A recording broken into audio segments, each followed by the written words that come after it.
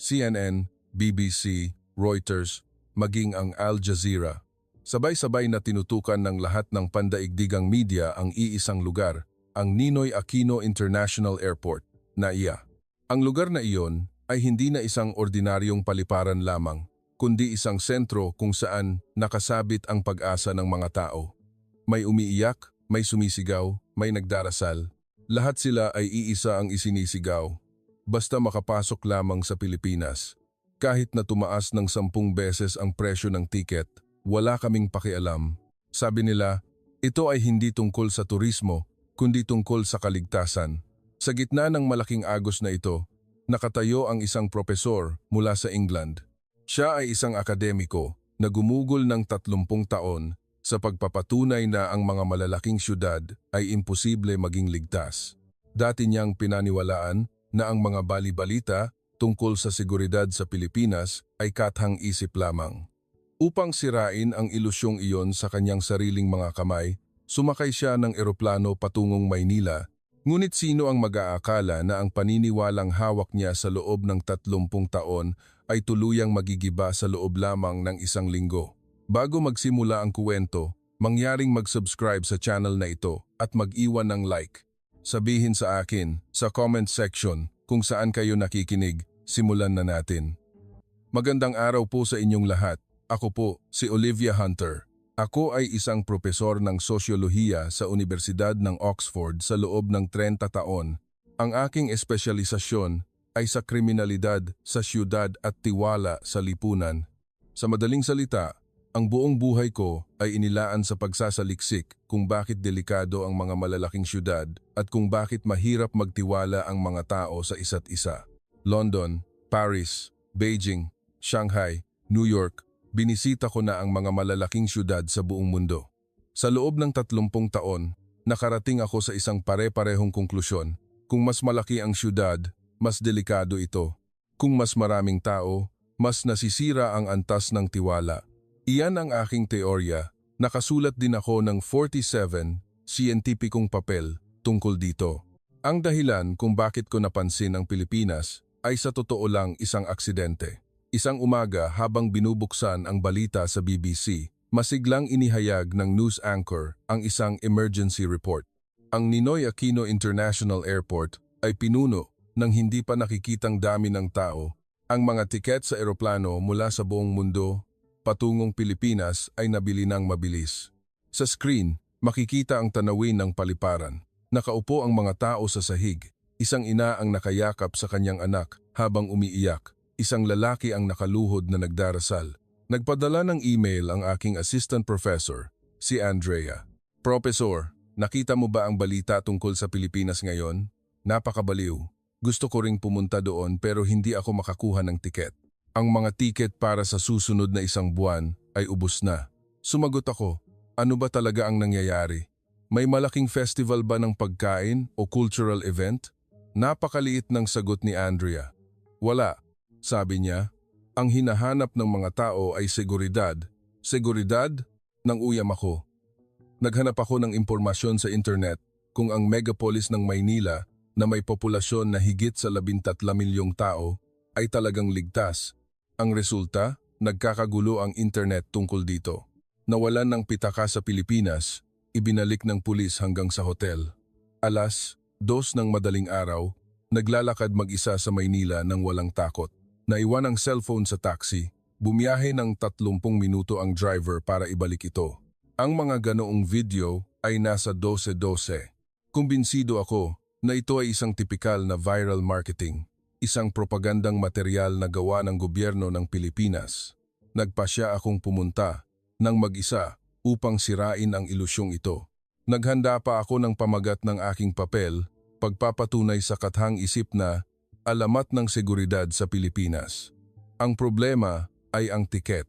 Pagkatapos maghanap, wala na talagang natitirang tiket. Ang direktang flight mula London patungong Maynila ay ubos. Pati ang mga transit flight ay ubos. Sa huli, nag-apply ako ng emergency research travel sa universidad at doon lamang ako nakakuha ng isang tiket sa eroplano. Sa eroplano, binati ako ng isang lalaking Aleman na nasa 40s, punta ka rin sa Pilipinas. Ako, para sa pananaliksik. Ako, para sa aking anak. Ang aking anak ay mayroong bihirang sakit. Sumuko na ang mga ospital sa Germany, ngunit narinig ko na ang Pilipinas ay mayroong makabagong programang medikal. Ang pagpunta doon ang tanging pag-asa.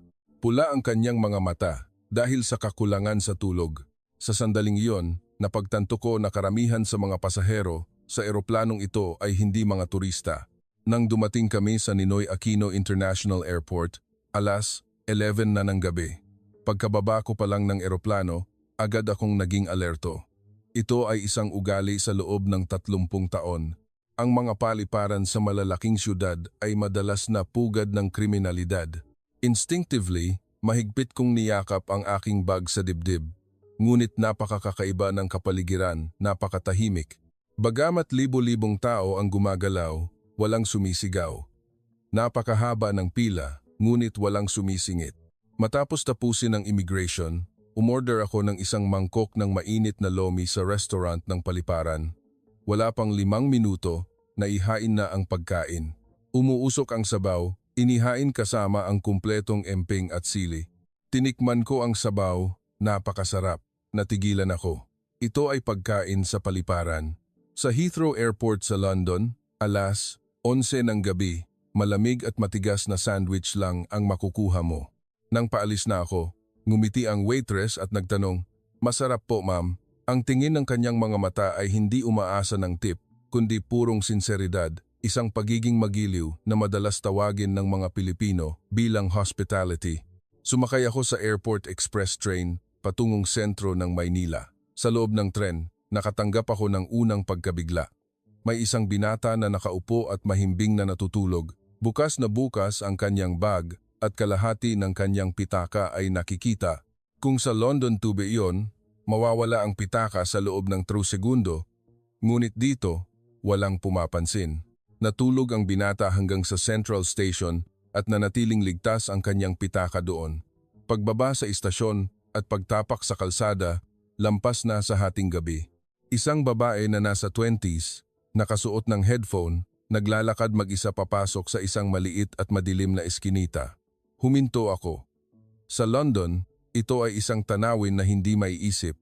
Alam mo ba ang lagi kong sinasabi sa aking anak araw-araw?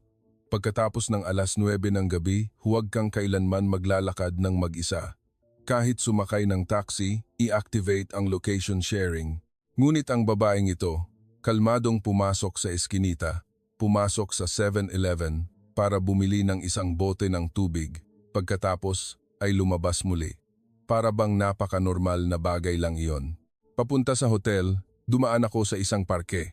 Sa isang bangko, may isang lalaking nasa katamtamang edad na tila lasing at natutulog. Ang kanyang cellphone sa bulsa ay halos mahulog.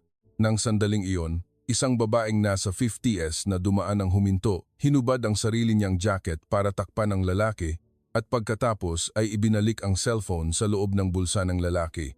Samantalang sila ay mga estranghero. Napatulala ako, nagulat sa loob ng mahabang panahon. Ano ba talaga ang nakita ko? Kinabukasan, gumawa ako ng plano ng eksperimento.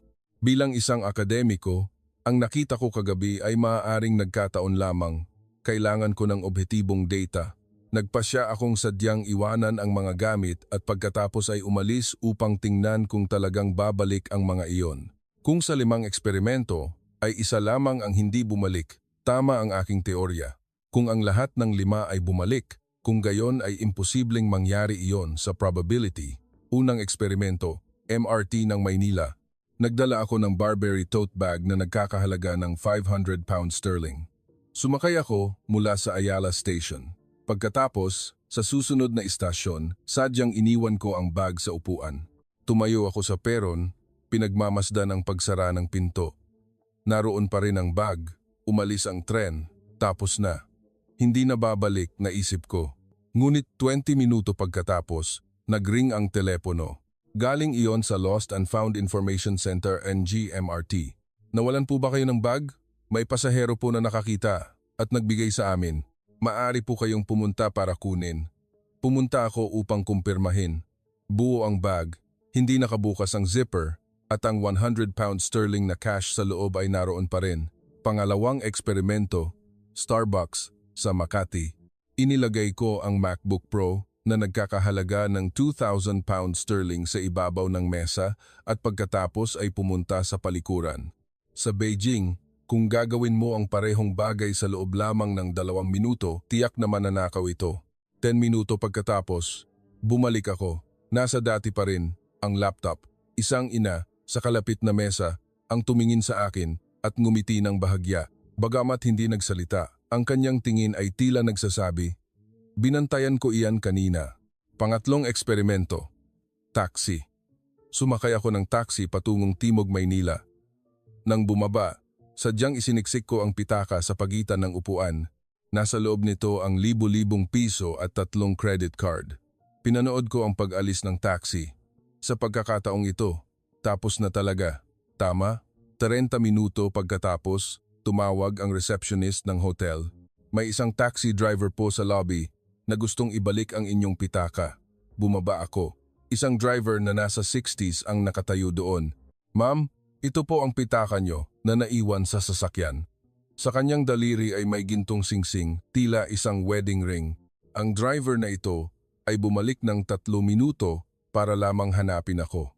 Gusto ko siyang bigyan ng pera bilang pasasalamat. Ngunit kinaway niya ang kanyang kamay, tumanggi. Sa malalim na lokal na dialekto, sinabi niya, "Wag na po ma'am. Normal lang po yan. Tungkulin lang po." Pang-apat na eksperimento, 7-Eleven. Inilagay ko ang aking iPhone sa tabi ng kahera at lumabas na lang. Nang lumabas ako, nanginginig pa ang aking mga kamay. Wala pang 10 segundo, mula sa likuran ay may narinig akong tinig. "Ma'am, ma'am!" Tumakbo palabas ang kahera ng convenience store, hinihingal. "Nakalimutan niyo po ito." Kasi po masyado kayong mabilis tumakbo, medyo magulo ang kanyang uniforme. Panlimang eksperimento, Rizal Park, Monas. Inilagay ko ang camera bag sa isang bangko sa parke at iniwan ito sa loob ng 3 oras. Iyon ay kagamitan na nagkakahalaga ng 3,000 pounds sterling. 3 oras pagkatapos, nang bumalik ako, naroon pa rin ang bag. Ngunit, ang kaibahan, sa ibabaw nito ay may malaking plastic bag na nakatakip. May isang taong natakot na maabutan ng pag-ulan sa hapon na madalas bumababa ng biglaan sa Maynila. Sa halip na kunin, may isang taong pinrotektahan pa ito. 5 eksperimento, lahat ay matagumpay na bumalik. Ito ay isang imposibleng resulta ayon sa istatistika. Sinuri ko ang datos ng istatistika ng pulisya. Ang bilang ng mga naiulat na nawawalang bagay kada taon ay napakataas, ngunit higit sa 70% ang bumabalik sa may-ari. Walang ganitong bansa sa mundo. Matapos ang eksperimento sa nawawalang gamit, sinimulan kong obserbahan ang lipunang Pilipino mula sa ibang pananaw. Saan nagmula ang tiwalang ito? Nagpasya akong mag-focus sa pagmamasid sa pampublikong transportasyon. Sumakay ako sa MRT line ng Maynila sa oras ng rush hour sa umaga. Siksikan ng mga tao hanggang sa halos magipit. Ngunit nakita ko ang isang kakaibang tanawin. Walang tao sa mga upuan malapit sa pinto ng tren. Kahit nasiksikan ng tren, ang lugar na iyon lamang ang walang tao. Lumapit ako. Nakasulat ang priority seats. Sa London Underground ay mayroon ding katulad nito. Ngunit sa London, ang mga kabataan ang uupo sa mga priority seats. At kahit may matanda na pumasok, magpapanggap silang hindi nakakakita. Sa Beijing, mas malala.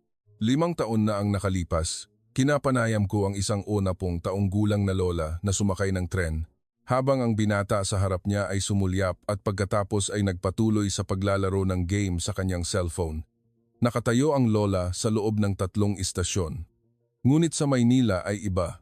Sa tren na siksikan, nang pumasok ang isang 80 taong gulang na lola, agad na sabay-sabay na tumayo ang 3 kabataan na nakaupo sa ordinaryong upuan. Hindi sila nagpapalitan ng tingin. Para bang ito ay isang reflex ng katawan. Ngumiti ang lola at umupo. Pagkatapos ay kinuha ang candy mula sa kanyang bag at ibinigay sa unang tumayong binata. "Salamat anak. Kainin mo itong candy. Ito ay strawberry-flavored candy." Tinanggap ito ng binata gamit ang 2 kamay habang yumuyuko ng magalang. "Salamat po, inay." Sa pagkakita sa tanawing ito, naluluha ako. Tinanong ko ang isa sa mga kabataan kung bakit hindi siya umupo sa bakanteng priority seat kanina. Nagpakita siya ng naguguluhang ekspresyon. Hindi ba't normal na lang yan? Para yan sa mga nangangailangan. Iyan ang itinuro sa amin mula pagkabata. Ang salitang normal na lang na ito ay tumama sa aking isipan. Para sa kanila, ang pagbibigay ng upuan ay hindi isang pambihirang gawa ng kabutihan, kundi isang bagay na nararapat lamang. Binisita ko ang isang elementarya. Sa grade 1, tinanong ng guro ang mga bata. Kung sa bus o tren ay makakita kayo ng lola na nakatayo, ano ang dapat gawin? Bigyan ng upuan? Sagot ng mga bata ng sabay-sabay tulad ng isang koro. Bakit? Dahil kailangan nating igalang ang mga nakatatanda. Ang mga batang nasa 60 taong gulang ay natutunan na ito bago pa man sila maging bihasa sa multiplication. Binisita ko ang lost and found section ng istasyon ng pulisya. Ang screen sa dingding ay nagpapakita ng real-time na status ng pagtanggap ng mga gamit. Ngayong araw lang, higit 3,000 gamit ang natanggap. Nang umagang iyon, isang lalaking nasa 40s ang pumasok na may dalang Rolex na relo na tila nagkakahalaga ng daan-daang libong piso. Nakita niya ito sa istasyon ng MRT. Tinanong ng pulis kung nais niyang i-claim ang karapatan sa pabuya ayon sa batas. Ang nakakita ay maaaring makakuha ng isang tiyak na porsyento. Kinaway ng lalaki ang kanyang kamay. Huwag na po, hindi ko naman po gamit. Bakit ko kukunin ang pera? Malamang ay nag-aalala na ang may-ari ngayon. Pagkasabi nito, umalis siya nang hindi nag-iiwan ng pangalan. Kinagabihan, isang babae na nasa 60s ang dumating. Nakakita siya ng pitaka sa bus. Hindi niya tiningnan ang laman dahil hindi ko naman po pag-aari. Binuksan ito ng pulis. Nasa loob ang milyong-milyong piso at isang medyo luma na family photo. Ngumiti ang lola nang makita ang litrato. Salamat sa Diyos, ito ang marahil ang pinakamahalaga para sa may-ari. Malapit na matapos ang aking pagbisita, pumunta ako sa Ninoy Aquino International Airport upang tingnan ang peak ng mga internasyonal na pagdating. Ang paliparan ay tulad ng isang battlefield. Napansin ko ang isang pamilya, isang batang mag-asawa mula sa Syria at isang anak na lalaki na humigit kumulang 10 taong gulang. Mahigpit na hawak ng bata ang isang maliit na pin na may bandila ng Pilipinas na medyo kupas na ang kulay. Bakit kayo pumunta sa Pilipinas? Tanong ko. Gusto naming lumaki ang anak namin sa ligtas na lugar. Sa aming bayan, araw-araw naririnig ang tunog ng bomba. Ang anak namin ay bawat gabi ay may nightmare. Sabi niya, kung pupunta kami sa Pilipinas, magiging ayos ang lahat. Sa isang sulok ng immigration waiting area, nakaupo ng mag-isa ang isang teenager na lalaki na humigit kumulang 12 taong gulang. Inilabas niya ang pin ng bandila ng Pilipinas mula sa bulsa at nilalaro ito. Saan galing ang pin na ito? Bigay ng tatay ko. Nag-aral ang tatay ko dito sa Pilipinas dati. Sabi niya, basta makapunta lang sa Pilipinas, lahat ay magiging mas mabuti. Nasaan na ang tatay mo ngayon? Nanginginig ang mga mata ng teenager. Nasa langit po. Hindi ako nakapagsalita. Hawak-hawak ng batang ito ang habilin ng kanyang ama at pumunta ng mag-isa sa Pilipinas. Nakita ko rin ang isang 8 taong gulang na batang babae na nakaupo sa wheelchair mula sa Myanmar. Sabi niya, mayroon siyang mahirap na sakit, sabi ng kanyang ina. Sumuko na ang mga doktor sa kanilang lugar, ngunit narinig nila na ang Pilipinas ay mayroong medikal na teknolohiya at magandang health insurance. Tiningnan ako ng bata, ate. Kung pupunta ako sa Pilipinas, makakabalik po ba ako sa paglalakad? Hindi ako makasagot, tango lang ang kaya kong gawin. Ang seguridad ba sa Pilipinas ay para lang sa araw?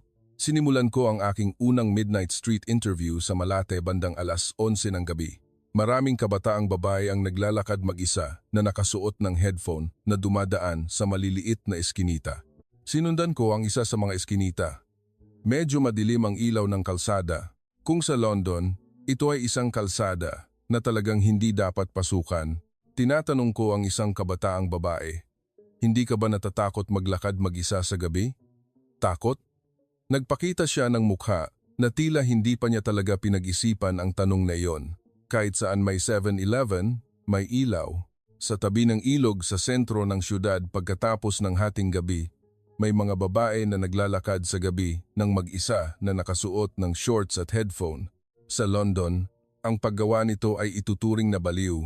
Kinagabihan, pumunta ako sa medical center. Naroon ang batang babae sa wheelchair mula sa Myanmar. Isang volunteer ang dahan-dahang nagtutulak ng kanyang wheelchair sa koridor. Sa lobby, muli kong nakita ang lalaking Aleman mula sa eroplano kanina. Umiiyak ang ama ng batang may sakit. Ano ang nangyari? Sabi nila, ang anak ko ay maaaring gamutin. Sabi ng medical team ng Pilipinas, may posibilidad. Samantalang sa Germany ay sinabi na imposible, hawak-hawak niya ang aking kamay. Ang pagpunta sa Pilipinas ay talagang ang pinakamahusay na desisyon. Pauwi sa hotel, sinubukan ko ring maglakad mag-isa bandang alas 2 ng madaling araw. Sa 52 taon ng aking buhay, nakapaglakad ba ako ng mag-isa bandang alas 2 ng madaling araw sa London? Kahit minsan ay hindi, ngunit dito, hindi ako natatakot.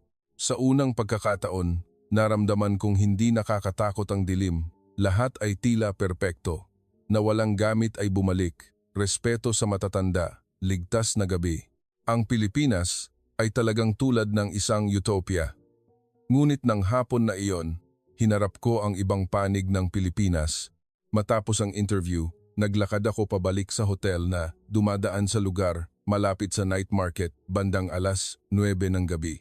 Ilang kalalakihan na nasa katamtamang edad ang nakatayo sa harap ng karinderya habang naninigarilyo at tumatawa ng malakas.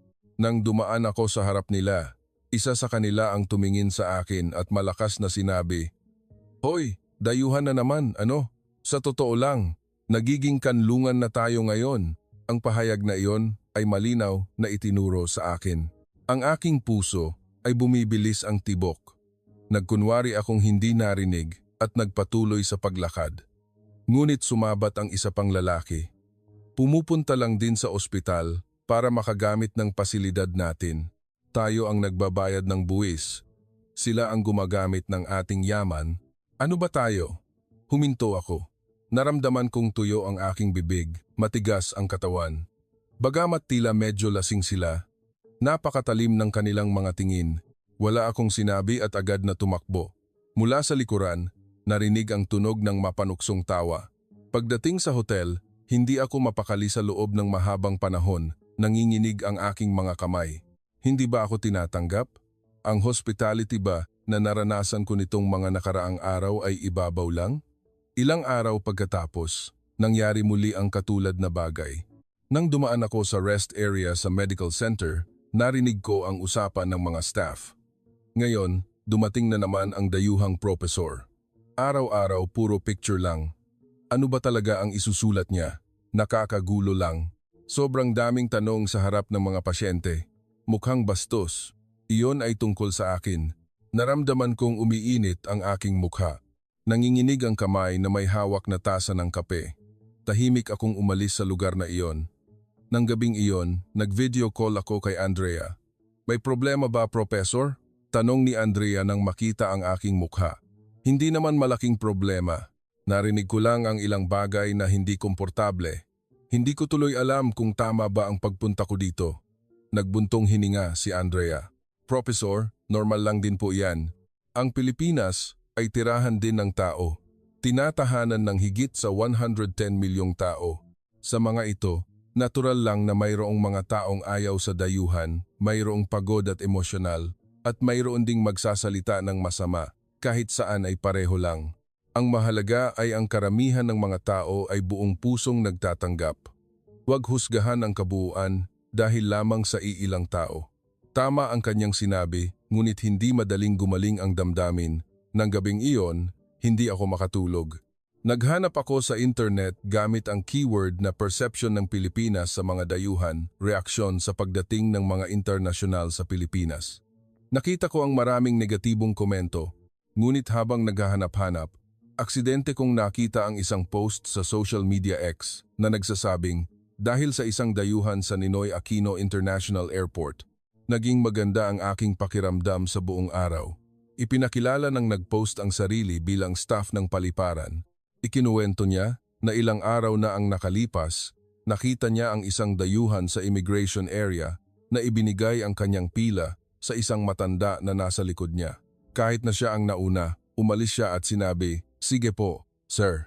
Sa dulo ng sulat ay nakasulat, matapos umalis ang taong iyon, patuloy itong lumilitaw sa aking isipan. Kahit dayuhan, naiintindihan at isinasagawa niya ang kultura ng paggalang sa matatanda sa Pilipinas. Napakagaling. Malamang na ako iyon nang pumasok ako sa immigration dahil sa likod ko ay may matandang Ginoo nga. Talagang ginawa ko iyon. Ang simpleng gawaing iyon ay naalala pala ng isang tao. Sa pagbabasa ng post na iyon, medyo bumuti ang aking pakiramdam. Hindi kailangan na lahat ng tao ay tanggapin ako. Basta may nakakaalala ng kabutihan, sapat na iyon. Kahit saan ay may mabubuting tao at hindi mabubuting tao, ang Pilipinas ay pareho din. Tila lang, mas marami ang mabubuting tao dito. Ito ang tinatawag nilang, ang pinakamagandang tanawin ay ang mga tao. Kinuha ko ang aking notebook at isinulat, walang perpektong bansa, ngunit ang direksyon ay tama. Ang direksyon ng Pilipinas ay tama. Ilang araw na lang bago umuwi sa England, umupo ako sa aking hotel room, inaayos ang mga resulta ng aking mga obserbasyon sa ngayon. Nagpasya akong ikumpara ang mga syudad na sinaliksik ko sa Maynila. Naalala ko ang Beijing 5 taon na ang nakalipas.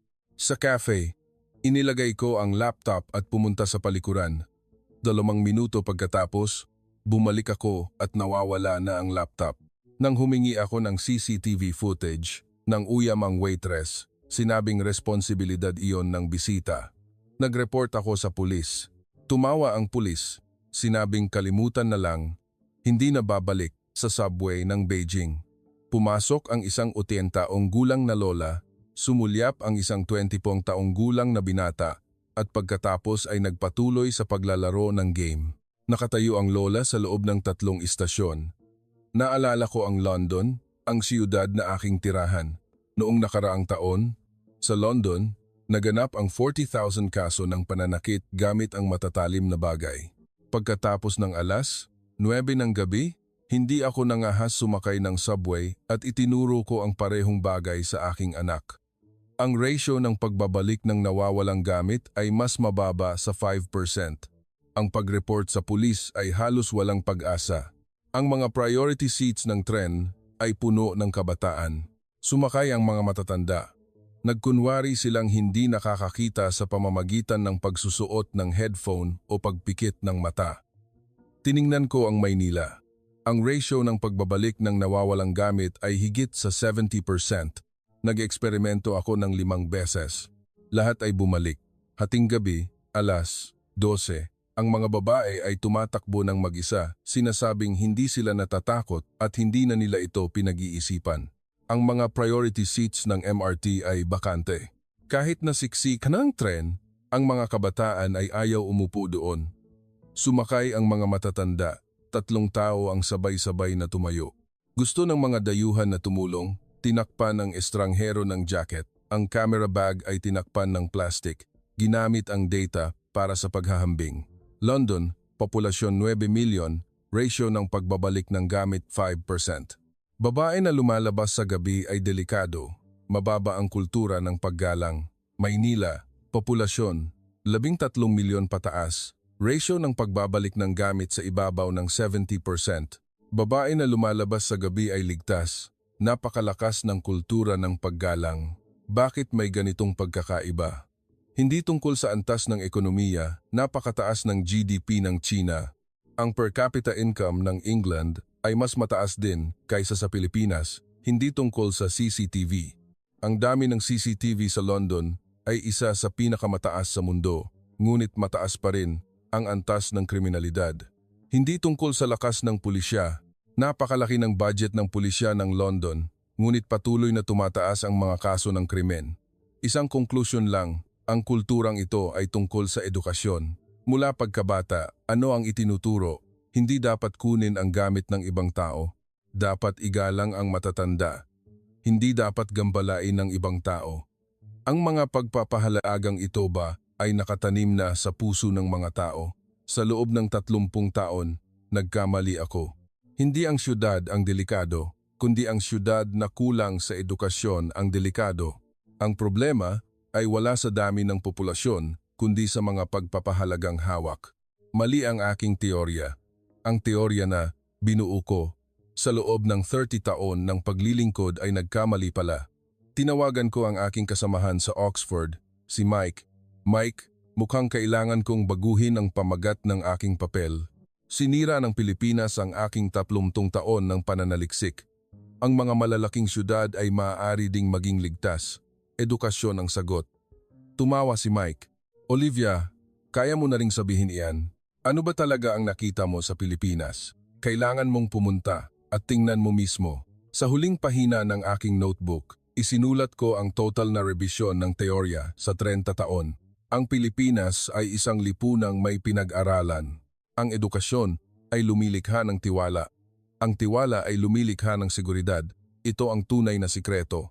Nang gabing bago umuwi, matapos mag-ayos ng mga gamit, tinitigan ko ang tanawin ng gabi ng Maynila mula sa bintana.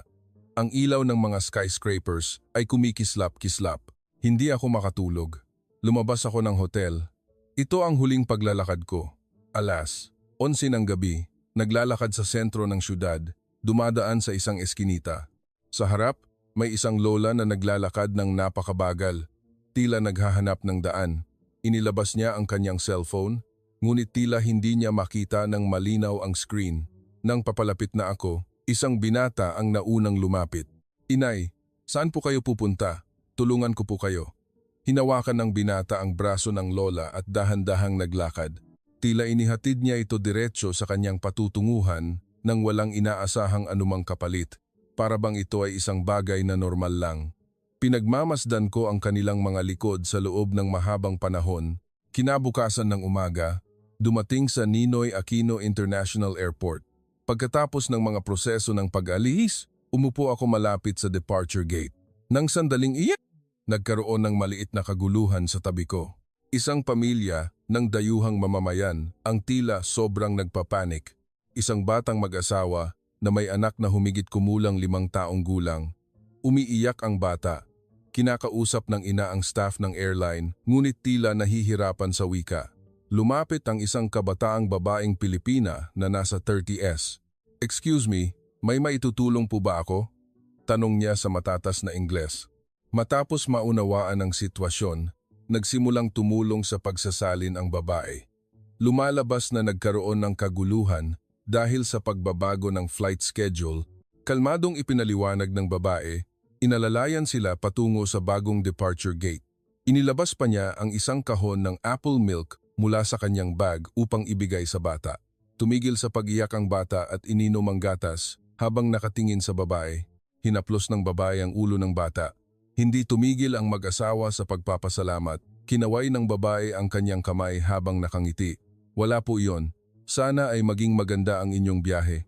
Pagkatapos ay bumalik siya sa kanyang upuan na tila walang nangyari, nang hindi nagiiwan ng pangalan, nang hindi humihingi ng anumang kapalit, basta tumulong lang ng normal. Sa pagkakita sa tanawing ito, ang lahat ng aking alaala sa loob ng 1 linggo ay bumalik, ang Burberry bag na bumalik sa MRT.